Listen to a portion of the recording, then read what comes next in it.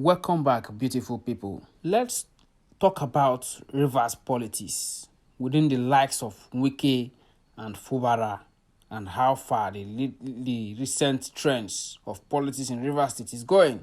Politics, they say, is not your mate.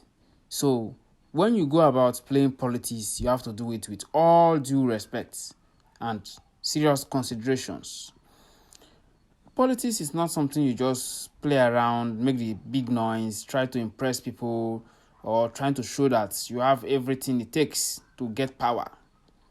Politics is not like that.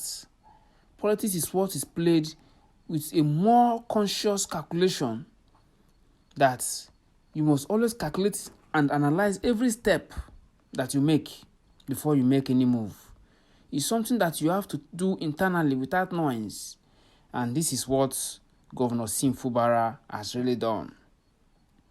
Other than his master, the FCT minister, Wike, Governor Fubara has really showed that he is a grassroots politician that understands how politics works, other than making noise like his master, Wike.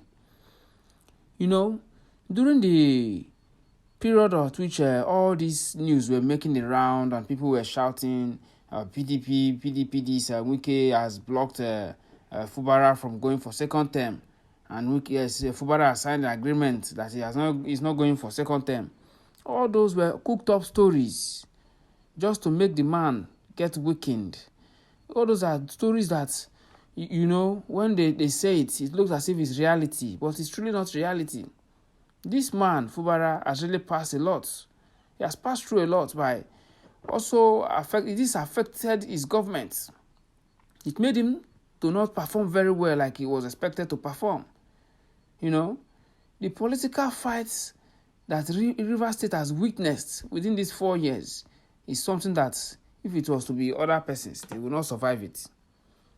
Wike really want to make sure that he captures Rivers State by all means. And he has done all that. He should even be happy that he had an alliance with the president of Nigeria, who has given him backings and given him the guts to do all those things he did. But as it is right now, the tables have turned, and Fubara is now having the strong backing from the presidency.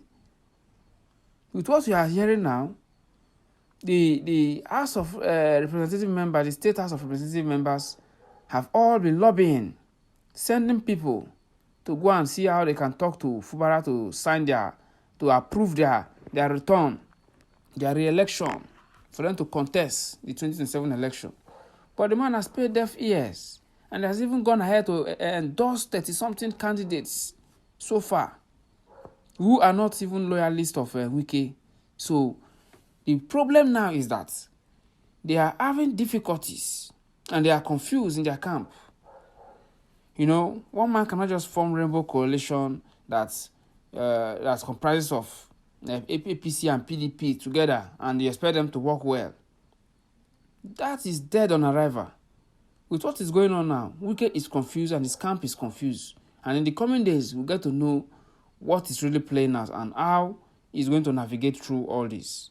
Remember, the PDP is not in good standing with him because he has lost the leadership of the PDP as well.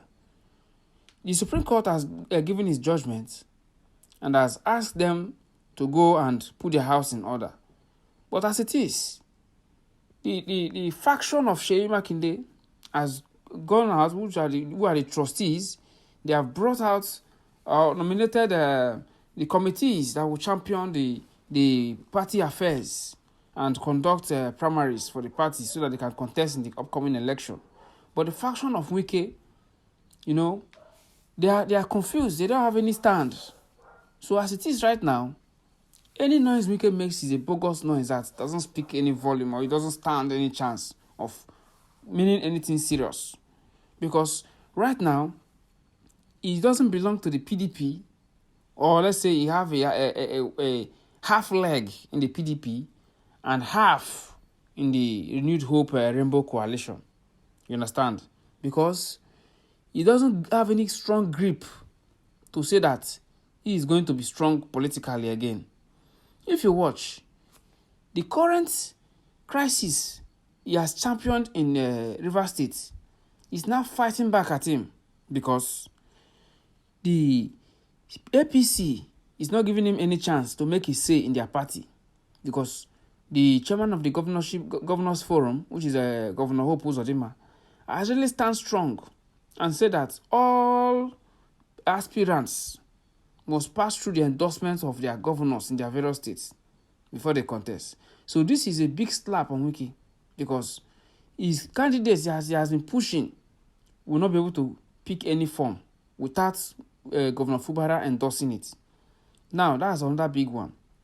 The PDP, which he has all hope on, claiming to be the leader of the PDP, is now divided and is handicapped, as the case may be.